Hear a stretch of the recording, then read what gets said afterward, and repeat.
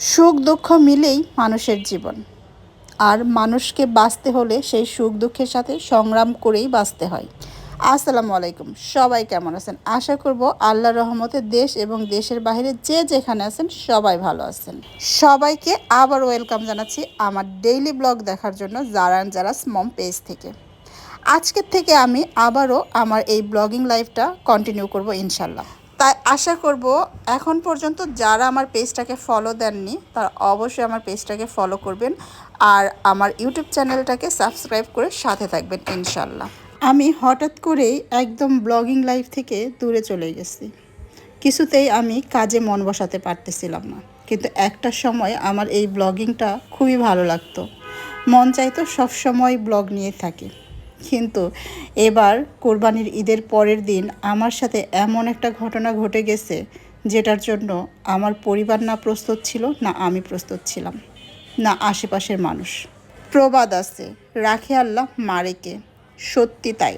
আল্লাহ যদি আপনাকে হেফাজত করতে চায় তাহলে দুনিয়ার কোনো অপশক্তি আপনার কোনো ক্ষতি করতে পারবে না। আর সেটাই আল্লাহর রহমতে আমার সাথে হয়েছে। আল্লাহ চাইছে আমার হেফাজত করতে, যার জন্য কোনো অপশক্তি আমার কোনো ক্ষতি করতে পারে নাই। তবে হ্যাঁ, ক্ষতি তো করতে চেয়েছিল, তাই না? কিন্তু আল্লাহর রহমতে কোনো ক্ষতি করতে পারে নাই। তবে হ্যাঁ, যে আমার ক্ষতি করার জন্য আমার কলিজার মধ্যে হাত দিয়েছিল, আমি তো এত সহজে ছেড়ে দেওয়ার মেয়ে না।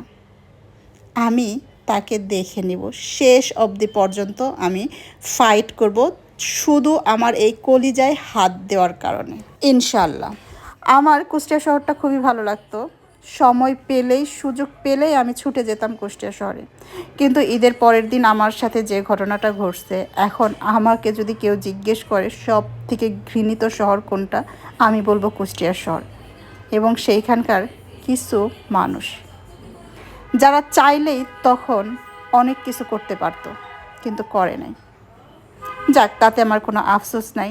আমি অতীত সব কিছু পিছনে ফেলে আজকে ঢাকায় চলে যাচ্ছি। যদিও ব্লগটা আজকের না, এটা হচ্ছে ঈদের পরে আমরা যখন ঢাকাতে ব্যাক করি সেই দিনের ব্লগ।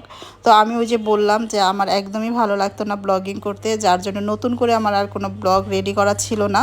তাই এটা ছিল পুরনো, সেটাই আমি এডিট করে আপনাদের সাথে শেয়ার করতেছি আজকে। আমাদের বাস ছিল 3টার সময়, কিন্তু লেট।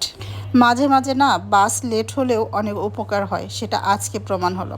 কারণ আমরা যখন বাসার থেকে বের হচ্ছিলাম তখন যারা মেন গেটে দাঁড়িয়েছিল, আর এমন জোরে একটা বাতাস হলো, বাতাসে এসে গেটটা যারাকে গিয়ে ধাক্কা মারে, আর যারা পড়ে গিয়ে ওর পাটা একদম কেটে যায়।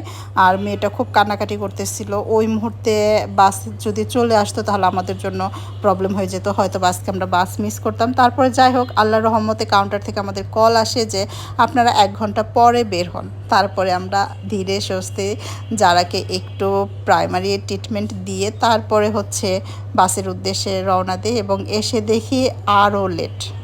আমাদের যেখানে বাস ছাড়ার কথা ছিল 3টার সময়, সেইটা আসার কথা 1 ঘন্টা পরে, 4টার সময়। কিন্তু দুর্ভাগ্যবশত 4টার সময়ও আসে না, আমাদের বাসটা আসে 4টা 48-এ। তাহলে ভাবা যায় যে আমাদের আজকে বাসায় যেতে কয়টা বাজবে। তারপরেও কোনো টেনশন নাই, আলহামদুলিল্লাহ। আমরা যে গাড়ির টিকিটটা নিয়েছিলাম গাড়িটা অনেক ভালো, গাড়ির ড্রাইভার থেকে শুরু করে একদম কন্ডাক্টর, হেল্পার সবাই খুব ভালো ছিল, আলহামদুলিল্লাহ। আর আজকে একদমই আস্তে বাসটা চলতেছে, কারণ এই কয়দিন এত পরিমাণে বৃষ্টি, মাশাল্লাহ, যেটা বলার মতো না। 1 সেকেন্ডের জন্য মনে হয় বৃষ্টি থামে না, ঝিরিঝিরি ঝিরিঝিরি সবসময় হতেই থাকে। আমার মেয়েটা কিন্তু একদম খুঁড়িয়ে খুঁড়িয়ে হাঁটতেছে, ও পায়ে এত ব্যথা পাইছে। আর বললাম না, ঈদের পরের দিন থেকে আমার মেয়েটা, মানে আমরা সবাই কেমন যেন একদম সিক হয়ে গেছি। কোনো কিছুতেই আমাদের মন বসে না, আমরা কোনো কিছুতেই কিছু ঠিকমতো করতে পারি না। তো যাই হোক, যেখানে বাবা থাকে সেইখানে আর কোনো কষ্ট থাকে না। ওর হাঁটতে পারতেছিল না দেখে ওর পাপা ওকে কোলে করে নিয়ে তারপরে যে ভিতরে আসলো। এখানে আমরা কিছু খেতে চাচ্ছিলাম, কিন্তু তেমন কোনো কিছুই খাওয়ার ছিল না। ভাবছিলাম যে 1 কাপ কফি খাবো, সেটাও পেলাম না।